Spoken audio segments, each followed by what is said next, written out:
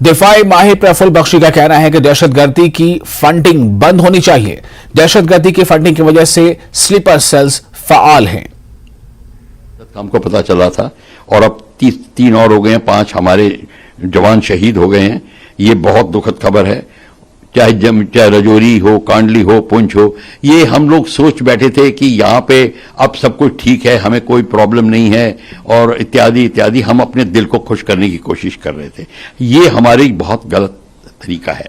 हमको पता है स्लीपर सेल्स वही हैं। अरे स्लीपर सेल्स वहां पे बैठे हुए हैं क्योंकि रिलीजियस डिवाइड है। जब तक रिलीजियस डिवाइड होगा, आतंकवाद का फैलाव रहेगा।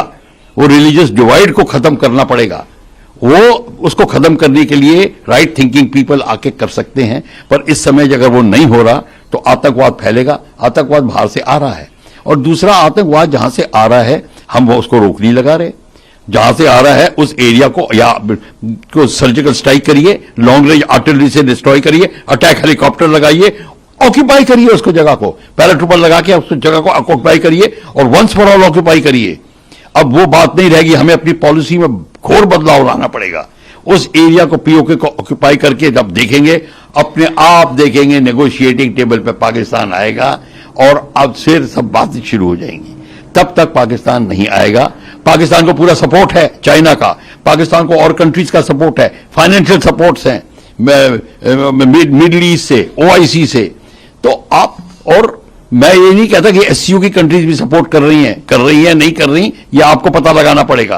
पर चाइना है उसमें और कंट्रीज हैं, तो ये हमको पता लगा के चाइना पाकिस्तान को मैसेज देना पड़ेगा। मैसेज सिर्फ बातों से नहीं जाएगा, मैसेज अब काम एक्शन से जाएगा। और एक्शन के सबसे पहला मैसेज जो एक्सटर्नल अफेयर्स मिनिस्टर ने किया, उनको बता दिया। और राजौरी में शहीद होने वाले फौजी जवान नीलम सिंह की अखनूर में आखिरी रस्मात अंजाम दी गई।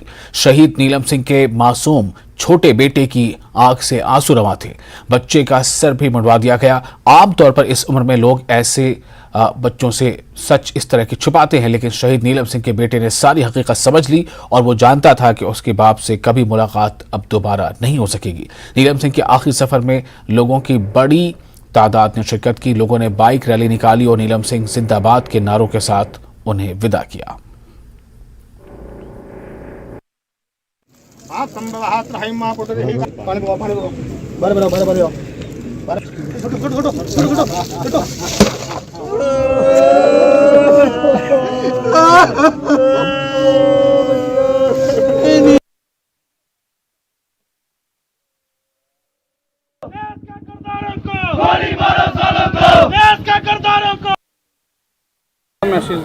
पाकिस्तान को क्यों, हमारे सेंटर में अच्छी सरकार है, मोदी जी बहुत अच्छे हमारे प्रधानमंत्री है, लेकिन पाकिस्तान को खत्म ही कर देना चाहिए जड़ से, क्योंकि लाखों आदमी, लाखों घर बर्बाद हुए हैं।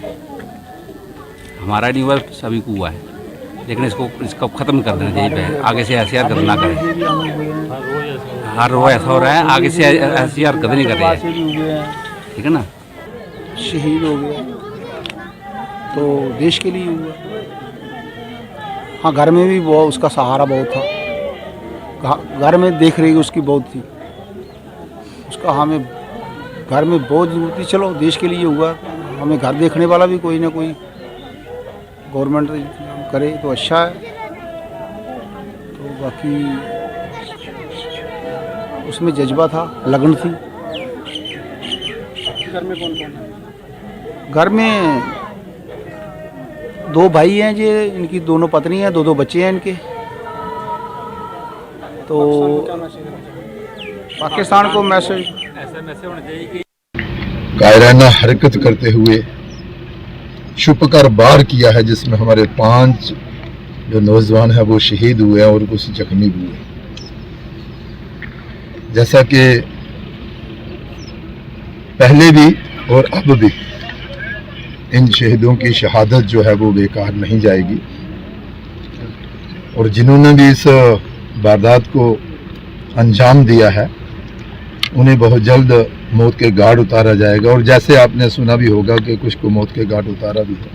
और हमें पूरी उम्मीद है कि जिस हौसले के साथ हमारे नौजवान आगे बढ़ रहे हैं उन्हें उसमें कामयाबी। क्या लग रहा है जुगल साहब, जिस तरह पिछले 6 महीनों में 19 जवान जो हैं वो शहीद हुए हैं, तो अब एक क्या वही दिन दोहराना पड़ेगा, वही सर्जिकल स्ट्राइक, वही जो नया भारत जो है वो घर में घुसकर जो है प्रहार करता है? पाकिस्तान को क्या सबक सिखाने की अब एक बार फिर जरूरत जो है वो आन पड़ी है सर्जिकल स्ट्राइक को लेकर? बिल्कुल सही कहा आपने, बिल्कुल सही कहा। ये एक ऐसी बला है जो समझाने से नहीं समझती। अपनी अंदरूनी हालात को ना दर्शाने के लिए ये ऐसी वारदातें जो हैं वो करते रहते हैं। और विशेष तौर पर अब जम्मू कश्मीर जो है वो तेज गति के साथ विकास की ओर आगे बढ़ रहा है, अमन और शांति की ओर आगे बढ़ रहा है।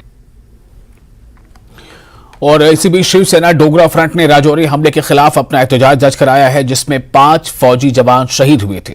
न्यूज 18 से बात करते हुए फ्रंट के सदर अशोक गुप्ता ने कहा कि जब कभी कोई पाकिस्तानी वजीर दौरे पर आता है तो दहशतगर्द हमले होते हैं। उन्होंने मजीद कहा कि पाकिस्तान पूरी दुनिया में अपनी साख खो चुका है और भीख के कटोरों के साथ है। लोग भूखे मर रहे हैं, लेकिन फिर भी दहशतगर्दी की हौसला अफजाई कर रहा है। पाकिस्तान से आया तब घटना घटी। ये बार बार बर्दाश्त नहीं होगा कि 1 साल के अंदर 3 जितने प्रधानमंत्री आए तब घटी। मुंह में और यहाँ पर जो है राम राम बगल के अंदर छुरी। 5 जवान हमारे शहीद। कोई पिछला इतिहास पन्ने खोल करके देख लो। और आज भी आया तो रजौरी कांड दोहराया। फिर हम बुलाते क्यों हैं? क्यों उसका यहाँ आकर के?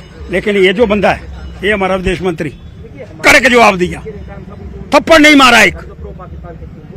लेकिन घटना घट गई। एक कमांडो, हमारे 5 कमांडो वो हमारे से अलग हो गए, शहीद हो गए।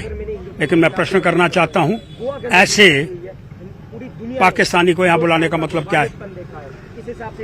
हमने उसको चांटा मारा, अच्छी बात है। ये विदेश मंत्री ने वो करा जो कोई नहीं कर सकता। मुंह नहीं लगाया, उसको बातचीत नहीं करी, हाथ नहीं मिलाया। लेकिन हमारा नुकसान हो गया। हमारे शहीद चले गए, घर में नहीं दाने, अम्मा चली बुनाने, घर में राशन नहीं है, आटा नहीं है, 200 रुपए किलो आटा बिक रहा है। लेकिन मिचीवियस बातें करने से वो पीछे हटने का प्रयास नहीं कर रहा। इसलिए मैं मांग करना चाहता हूँ आर पार, और उसको रश करके जेल के अंदर डालने का हमको प्रयास करना चाहिए था, उसको जाने नहीं देना था। Jammu Kashmir high court bar association ने जम्मू डिस्ट्रिक्ट कोर्ट कॉम्प्लेक्स में राजौरी दहशतगर्द हमले की मजम्मत की है। बार एसोसिएशन के सेक्रेटरी परवेज सिंह सलारिया ने इस हमले का सख्त जवाब देने पर जोर दिया है।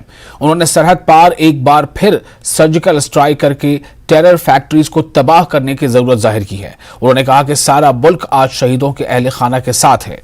उन्होंने हुकूमत से शहीदों के अहले खाना से हर मुमकिन मदद करने की अपील की है।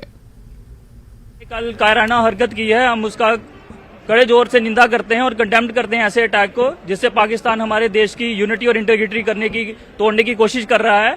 हम एज ए सिटीजन और एज एन इंडियन आर्मी जो हमारी है, उनका हम मुंह तोड़ जवाब देंगे और उनके इरादों पे उनको हम कामयाब नहीं होने देंगे। हम तो सरकार से ये भी रिक्वेस्ट करेंगे कि इस चीज को खत्म करने के लिए अगर अब एक और सर्जिकल स्ट्राइक भी करनी पड़े तो वो करे। पूरा देश उनके साथ खड़ा है, हमारी आर्मी उनके साथ खड़ी है। जो लोग शहीद हुए हैं, जो इंडियन सोल्जर शहीद हुए हैं, हमारा पूरा इंडिया उनके फैमिली के साथ कंधे से कंधा मिला के खड़ा है और उनकी शहादत कभी भी वेस्ट नहीं जाएगी। हमें प्राउड है इंडियन आर्मी पे, जो पाकिस्तान के इन इरादों को सफल नहीं होने दे रहे हैं। पाकिस्तान की अगर आप अपनी कंडीशन देखोगे, इस टाइम पे वो पूरे वर्ल्ड में एक कमजोर सी कंट्री बन के रह गया है। अब इसी तरीके से वो अपने जो फायदे हैं वो कामयाब करने की कोशिश कर रहे हैं कि हमारे यहाँ पे क्रॉस बॉर्डर टेररिज्म को भेज के हमारे देश की यूनिटी को तोड़ने की कोशिश कर रहे हैं। बट इस तरीके से हम उनको कामयाब नहीं होने देंगे। Director school education Jammu Ashok Kumar Sharma ने कहा है कि टीचिंग स्टाफ की ट्रांसफर पॉलिसी तयशुदा कवायद के मुताबिक लागू की जा रही है। जम्मू में मीडिया से बात करते हुए उन्होंने कहा कि तदरीसी अमले के कम अज कम क़याम का तयन तालीमी इदारों के जोग्राफियाई सूरत हाल के मुताबिक किया गया है। उन्होंने वाज़ेह किया कि किसी भी मिड टर्म ट्रांसफर की इजाजत नहीं दी जाएगी, क्योंकि इससे तालीमी इदारों में शेड्यूल में खलल पड़ता है। कुछ टीचिंग स्टाफ को इनकी सहूलत के मुताबिक अटैच करने से मुतालिक सवाल के जवाब में डायरेक्टर एजुकेशन ने कहा कि अटैचमेंट के कल्चर की इजाजत नहीं दी जाएगी और असातिज़ा को अपनी तैनाती की जगहों पर खिदमात अंजाम देना होंगी। मिनिमम स्टे जो है वो 3 साल रखा गया है, लेकिन जोन 4 और 5 में स्टे को थोड़ा कम किया गया है because they are inaccessible areas. और हार्ड जोन जो जिसको हम जोन 5 कहते हैं, that is the toughest zone, उसमें स्टे का एरिया जस्ट 1 ईयर रखा गया है। और जो लोग वहाँ के लोकल हैं और बाहर नहीं आना चाहते हैं वो उनको वहीं पे रखा जाएगा। ऐसा नहीं है कि सबको मास ट्रांसफर्स कर दी जाएंगी, this is not possible to manage. और डिपार्टमेंट का एम भी नहीं है कि हम एजुकेशन को स्टेबलाइज करें, डिस्टेबलाइज करें और टीचर्स को भी डिस्टेबलाइज करें। Depending on the suitability, need और स्टूडेंट्स की एजुकेशन को देखते हुए डिपार्टमेंट्स में ट्रांसफर